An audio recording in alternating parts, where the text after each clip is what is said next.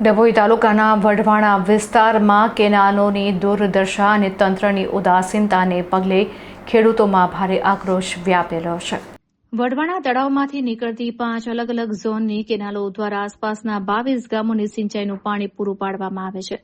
4 વર્ષ અગાઉ તંત્ર દ્વારા માપણી અને સર્વેની કામગીરી પૂરી કરી કરોડોનું બજેટ ફાળવી દેવાયું હતું। જો કે આ કામગીરી માત્ર કાગળ પર જ સીમિત રહી જતા ખેડૂતોમાં અનેક તર્ક વિતર્ક સર્જાયા છે।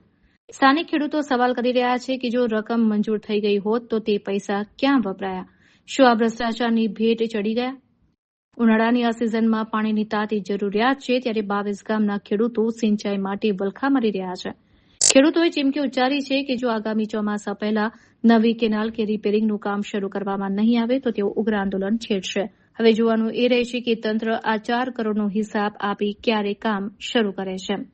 આમ ડભોઈ તાલુકાના વઢવાણા વિસ્તારમાં કેનાલોની જે દુર્દશા અને તંત્રની ઉદાસીનતા જોવા મળી રહી છે, જેને લઈને સ્થાનિક રહીશોમાં ભારે આક્રોશ જોવા મળી રહ્યો છે।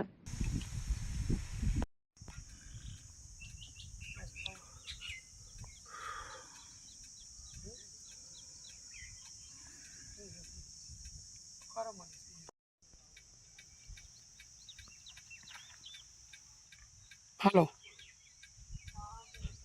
मारो मोड़ ज आउट थी गयु।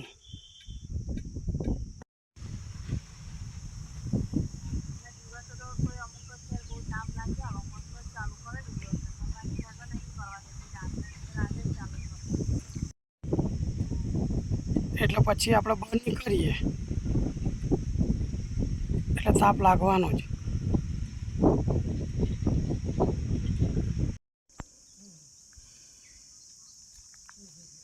આપણે સામાન નહીં કરવાનું,